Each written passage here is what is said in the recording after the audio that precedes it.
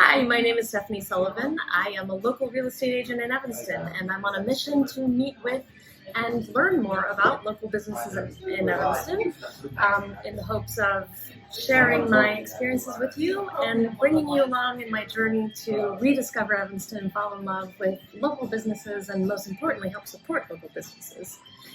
Today, I am here with Sandeep, who is the owner of Vinic Wines in Evanston. Thanks for having me. Absolutely. It's really nice to be here and meet you and get to know a little bit more about your business. So why don't you just start by telling us a little bit about yourself, especially for people who don't know you, a little bit about your background and I guess what got you into wines. Sure, yeah. My name's Sandeep Guy. I've been in wine for almost 15 years, a little bit more longer than that now. I started in distribution and worked, actually I started in like retail, restaurants, and then after college I went into distribution for a whole bunch of years, and then decided that I always had to sell wines I didn't really believe in, and so the only way I can stop doing that is to start my own shop. Right, because you had to sell the wines that other people were choosing in the restaurant industries. Yeah, and so it was this thing of like, you have to sort of swallow a bitter pill of being like, this will be okay for you, but this isn't necessarily the best thing for you. Right. And so, and that's true, like wine's a little bit of this emperor's new clothing. So many people can get up and be like, oh, that's really good. And you're like, that's not really all that good. And it's sort of expensive. And so we try and take away that barrier to entry and hopefully make it more comfortable to come in and talk to somebody about wine. A lot of times people just come in and talk about like what they're having for dinner, and we help them pair it. Oh, perfect. That's great. I want to get a little bit more into that actually. We have about 1,000 wines. Half of them are under $25 a piece, and that's sort of the core of our business. Mm-hmm. Though we do love wine collectors and have lots of that wine as well.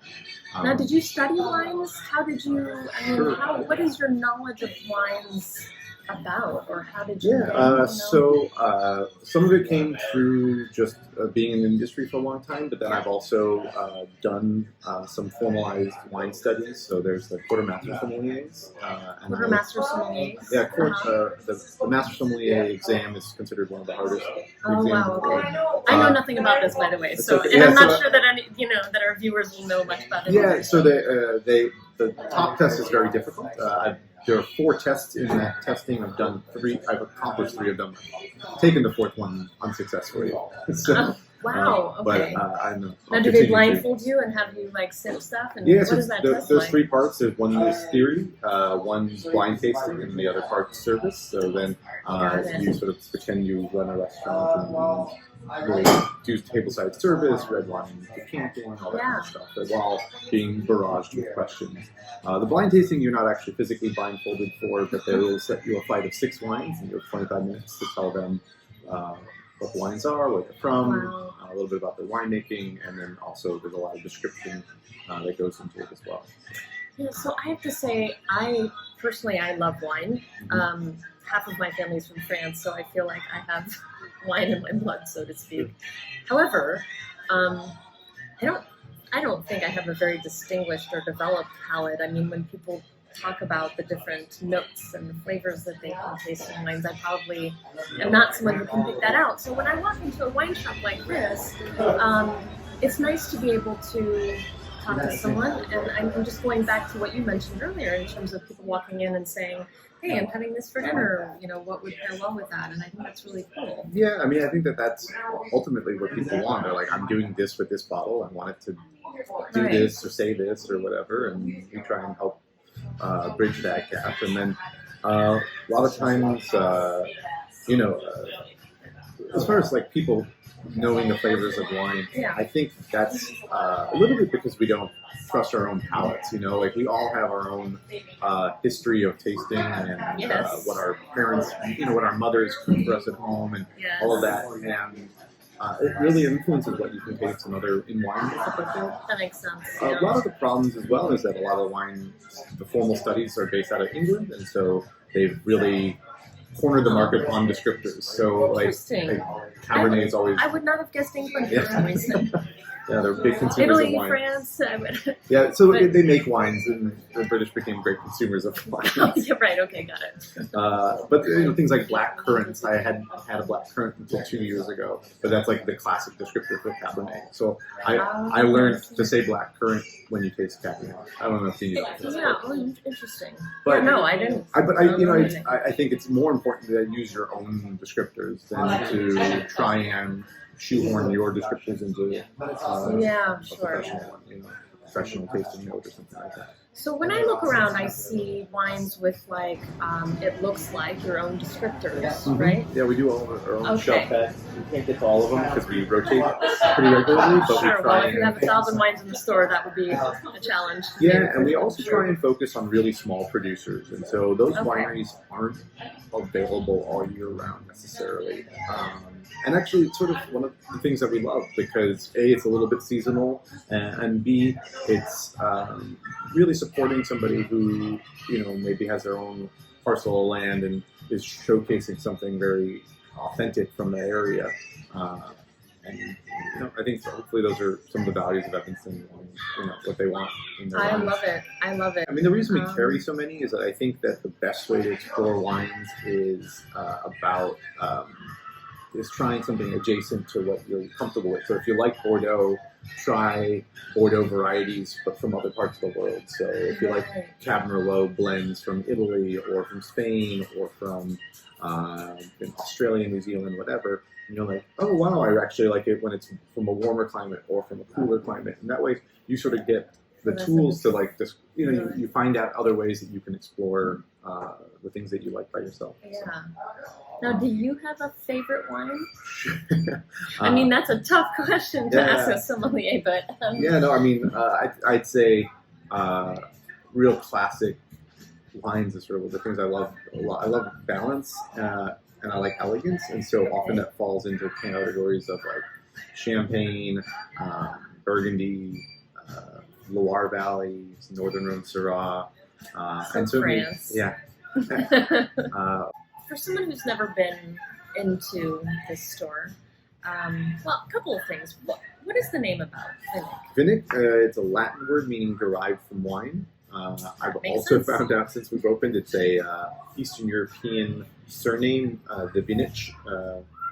So that's also sort of like a shoemaker or whatever, where it's like it means a winemaker. Like a tradesperson. Yeah, so like when your last name was your profession, Vinic interesting. was a winemaker. Was a winemaker. And that Wow, would how cool. become their last name. So that's how we picked the name.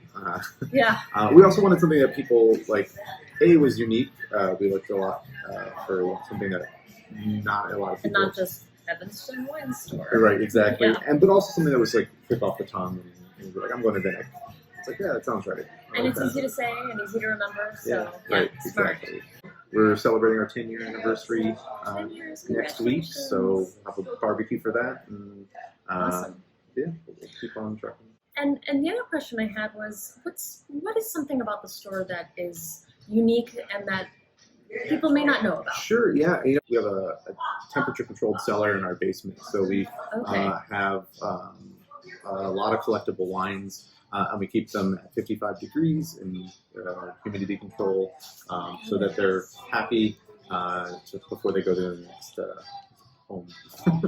That's cool. Yeah, so a lot of Rieslings, Burgundies, like I was saying, and Bordeaux, some Italian wines. And I have to say, I was in here the other day and I walked away with a Bordeaux that I really, really enjoyed. It didn't last very long. that's good. It should be drinkable, right? But I'll probably be buying that bottle again or asking you for advice on something that's maybe similar and different. That What I've would never love to do?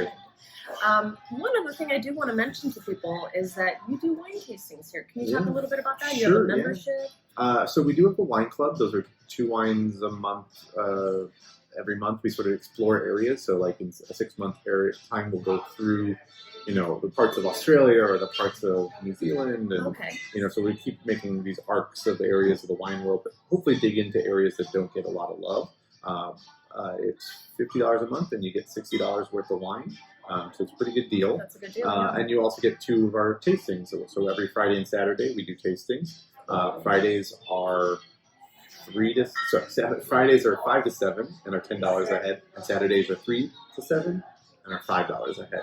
The Friday ones tend to be a little bit higher in wines, and that's why the price is a little higher. We do wines by the glass and cheese plates in our little cafe area, and we try and make it as Now, comfortable. is this your little cafe area? Yeah, so we're sitting at some of the tables here. I wanted to mention that too. There is this area here where people, it sounds like people can just come in and maybe just have a glass of wine. You sell wine by the glass here. Yeah, or any bottle in the store, a small corketry, and we try to make it. That's cool. Do people ever come in and have little parties here or do anything? Yeah, I mean, we are available to like rent for a party, but also people just come in and like have a pre-dinner get together, sort of a happy hour. Some people do make it their dinner, but it's mostly just cheese plates and pretzel plates and stuff like that. So.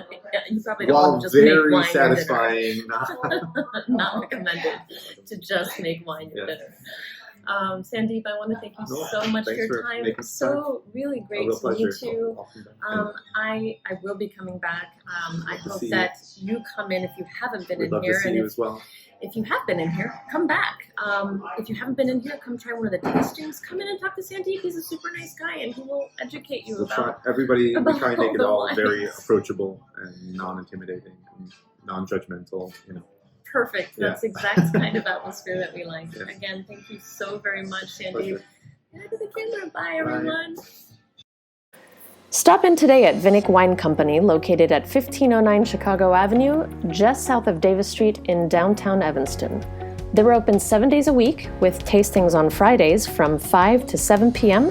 and Saturdays from 3 to 7 p.m. And if you can't wait that long, you can always just stop in for a glass or two.